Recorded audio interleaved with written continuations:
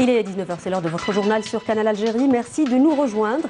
Voici les titres de ce lundi 25 novembre. Le chef de l'État, Abdelkader Ben Salah, reçoit le président du Conseil national des droits de l'homme, Bouzid Lazhari, qui lui a remis le rapport annuel relatif à la situation des droits de l'homme en Algérie au titre de l'année 2018. Dans ce journal, réaction de Bouzid Lazhari à la programmation. Dans ce journal, donc, je disais la réaction de Lazhari à la programmation par le Parlement européen d'un débat sur les droits de l'homme en Algérie qui qualifie de tentative de parasitage dans cette conjoncture cruciale pour le pays.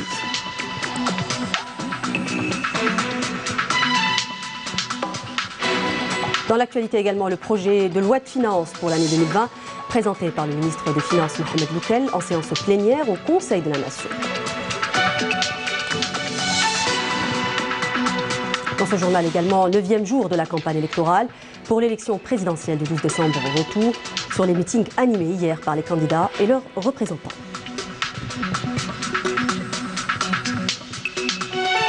Et je le disais à l'instant, le chef de l'État, Abdelkader Ben Salah, a reçu aujourd'hui à Alger le président du Conseil national des droits de l'homme, Bouzid Lazhari, qui lui a remis le rapport annuel relatif à la situation des droits de l'homme en Algérie au titre de l'année 2018.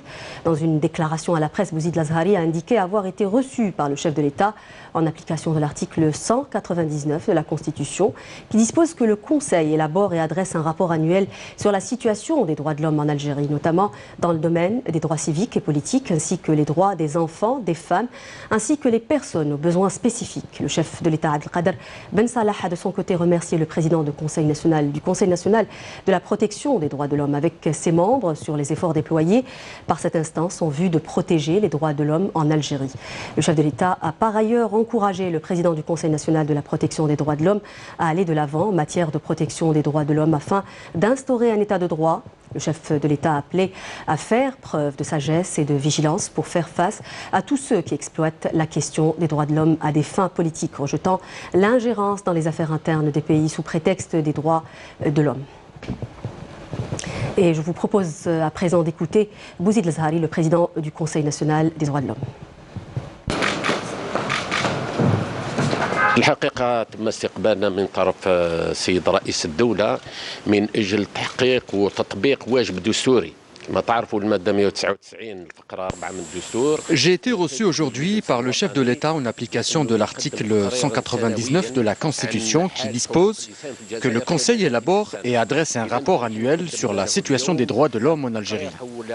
Le rapport annuel relatif à la situation des droits de l'homme en Algérie au titre de l'année 2018 rappelle le travail de 6 commissions permanentes du CNDH et les grandes préoccupations soulevées au cours de la période de référence, de même qu'il comprend près de 200 recommandations ayant fait l'objet de correspondances adressées au pouvoir public pour leur prise en charge en vue de s'adapter aux engagements internationaux pris par l'Algérie en matière de protection des droits de l'homme.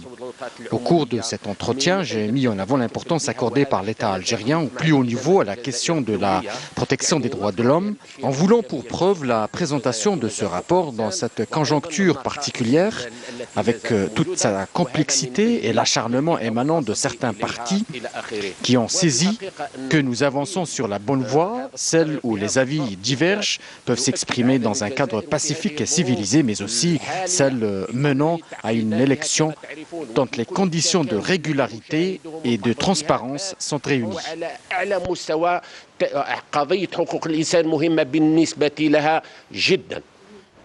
Et dans une autre déclaration à la presse, le président du Conseil national des droits de l'homme, Bouzid Lazhari, s'est étonné de la programmation par le Parlement européen d'un débat sur les droits de l'homme en Algérie, la qualifiant de tentative de parasitage dans cette conjoncture cruciale pour le pays. Écoutons-le. En tant qu'Observatoire national des droits de l'homme, nous veillons à ce que les droits de l'homme soient respectés et tout dépassement relevé. Je suis d'ailleurs étonné et surpris de la programmation par le Parlement européen d'un débat sur les droits de l'homme en Algérie, dans un moment où nous nous attendions à ce que le prix Nobel de la paix soit décerné au peuple algérien pour son civisme et son pacifisme. Comment se fait-il que des violations des droits de l'homme soient commises dans d'autres pays sans que personne n'y prête attention et qu'une séance d'urgence soit programmée par le Parlement européen pour débattre de la situation en Algérie? J'ai des doutes sur cette démarche instigée par des personnes suspectes suspectes et des éléments organisés dans le but de parasiter l'Algérie dans ce contexte particulier. Une grande partie des personnes arrêtées lors des marches pacifiques a été relâchée après sa comparution devant la justice. J'estime qu'il n'existe pas en Algérie de crimes d'opinion. En tant qu'avocat, je peux l'affirmer d'ailleurs, que le code pénal en atteste. Il faut savoir que pour arrêter une personne, la police judiciaire est tenue d'avoir des éléments de preuve solides, attestant de la commission d'un crime prévu dans le code pénal et nous dénoncerons tout manquement en la matière. Nous sommes certes pour le droit de manifester, mais dans le cadre des dispositions de la loi. Toutefois, je trouve étrange le phénomène de manifestation nocturne surgi tout récemment qui exerce une forte pression sur les éléments de sécurité, obligés de veiller au maintien de l'ordre public. Je tiens par ailleurs à réitérer notre rejet de toute ingérence dans les affaires internes de l'Algérie sous prétexte de la protection des droits de l'homme.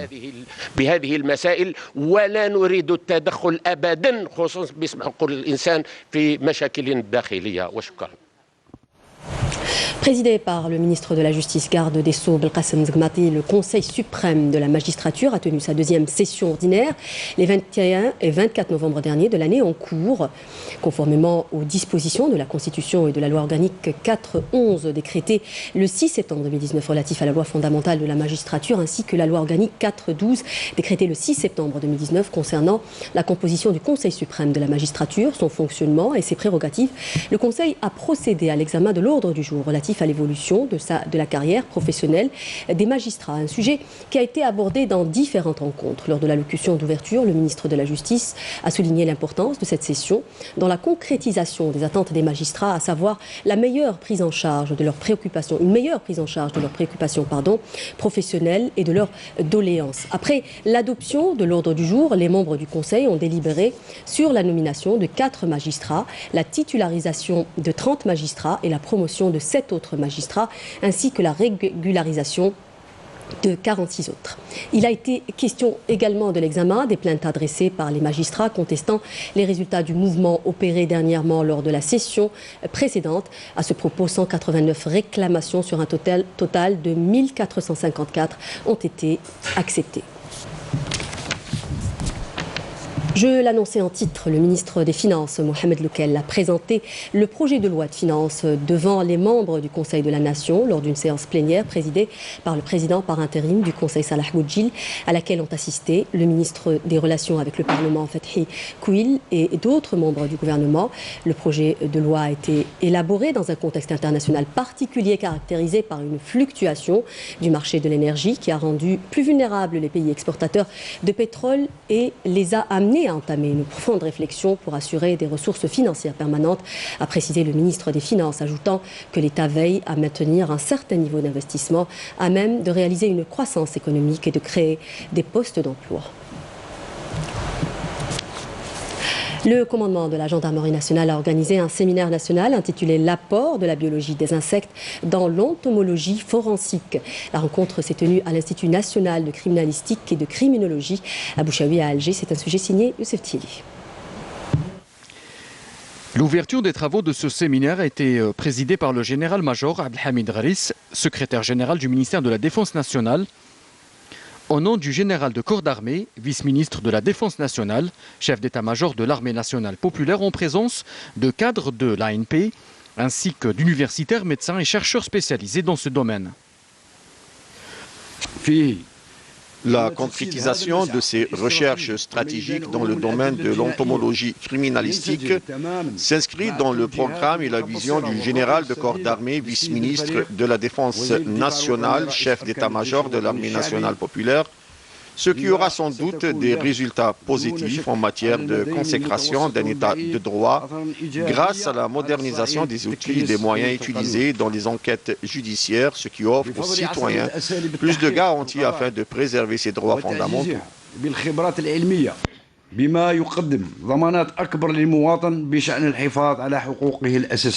Ce séminaire, qui s'inscrit dans le cadre de la valorisation de l'indice entomologique et son introduction dans le système judiciaire algérien, vise à démontrer l'importance de la biologie des insectes dans la dotation des décès et des dosages, identifier les compétences nationales en la matière, en vue de mutualiser leurs actions, développer l'entomologie dans son application à la criminalistique, ainsi que d'évaluer les recherches scientifiques actuelles réalisées dans les différentes universités nationales dans ce domaine. La prise en charge des préoccupations de la jeunesse figure en bonne place dans les programmes électoraux des 5 candidats à la présidentielle du 12 décembre prochain. Le rejet de toute ingérence étrangère, un propos largement repris également par les candidats. Le résumé de leur activité avec Karim Maïfa.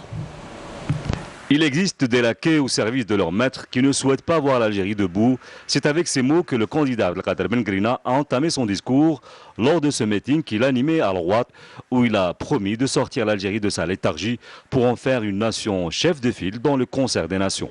Bengrina a, à cet égard, souligné qu'une grande partie de son programme électoral était axée sur la relance des investissements dans cette wilaya, ainsi que dans la wilaya limitrophe, s'engageant à mettre en œuvre un programme d'énergie renouvelable. Le candidat indépendant Abdelmajid Tebboune a dénoncé pour sa part depuis Khenchela les tentatives d'ingérence dans les affaires intérieures de l'Algérie, appelant le peuple algérien à renforcer le front interne et à se rendre massivement aux urnes le jour du scrutin pour dépasser la crise politique actuelle.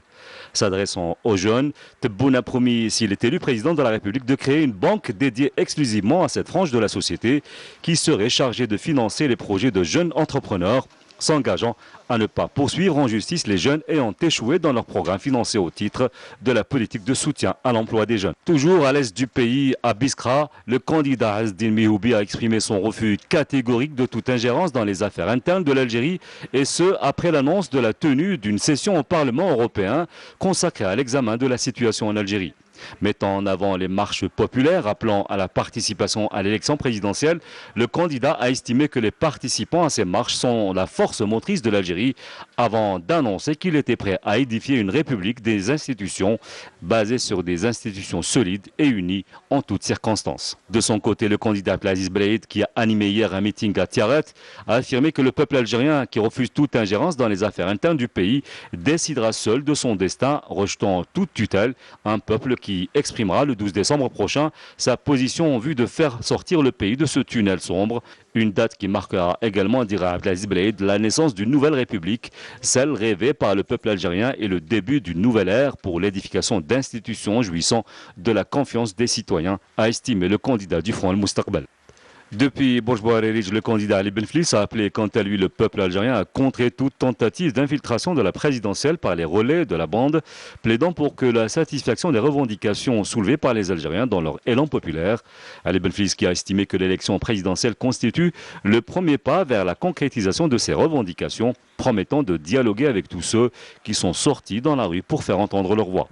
Il s'est engagé par ailleurs à améliorer les secteurs de l'enseignement et de la santé, soulignant dans ce sens l'importance de la gouvernance judicieuse tant au niveau du gouvernement que des administrations et des différentes instances.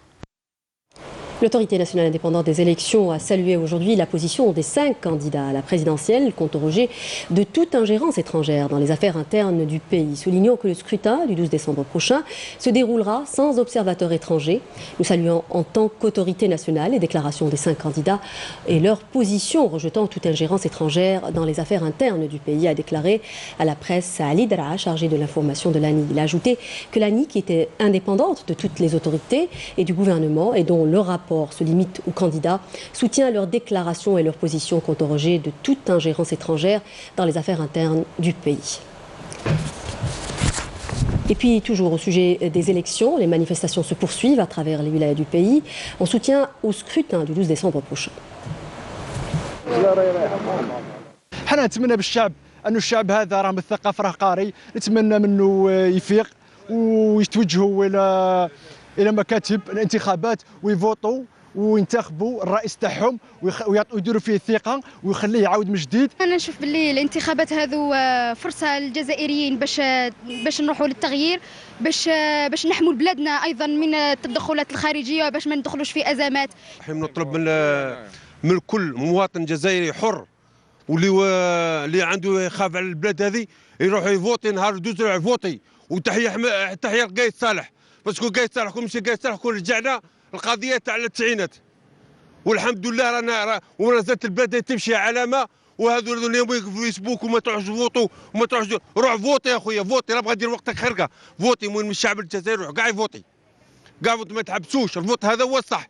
الانتخابات الرئاسية المقررة 12 ديسمبر هو حدث وطني يعني الشعب الجزائري برمته.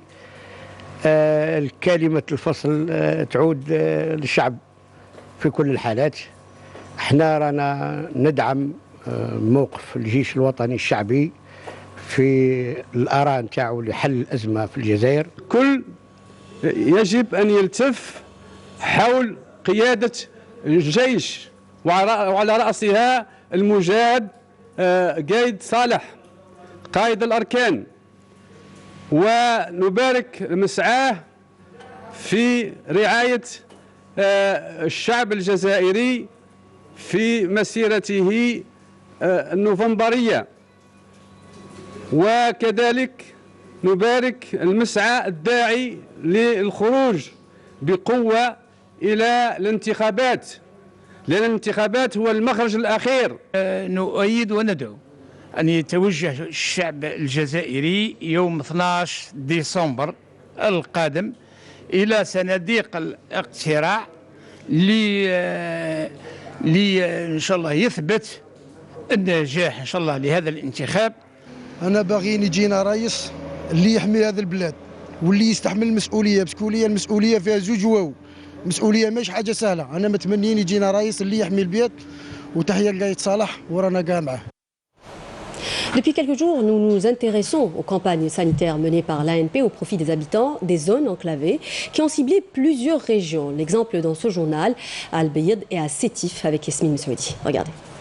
L'ANP poursuit ses efforts en matière de prise en charge médicale au profit des citoyens résidant dans les zones reculées dans la deuxième région militaire de la wilaya d'Al-Bayed.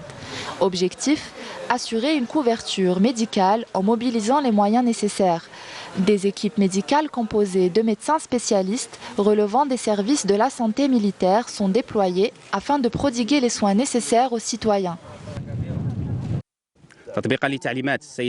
En exécution des instructions du général de corps d'armée, vice-ministre de la Défense nationale, chef d'état-major de l'armée nationale populaire relative à la prise en charge médicale de nos concitoyens habitant dans les endroits enclavés, la direction régionale des services de la santé militaire relevant de la deuxième région militaire a lancé en coordination avec les services de la santé de la wilaya d'Al-Bayed une campagne pour la prise en charge médicale des citoyens.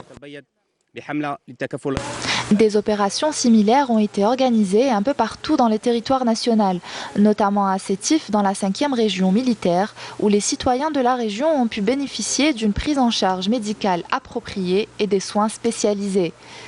Les personnes habitant dans les endroits reculés sont souvent des personnes souffrant de maladies chroniques qui ont besoin d'un suivi continu. Ils ne peuvent pas en bénéficier à cause des circonstances financières ou de la distance.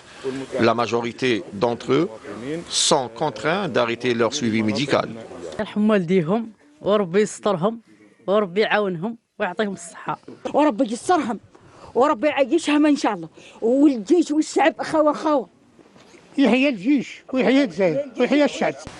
Une louable initiative saluée par tous les bénéficiaires de cette campagne médicale, dont les missions s'inscrivent dans le cadre des nobles objectifs de l'armée nationale populaire et de son haut commandement, qui vise à apporter aide et assistance à toutes les populations, notamment celles résidant dans les régions frontalières et enclavées.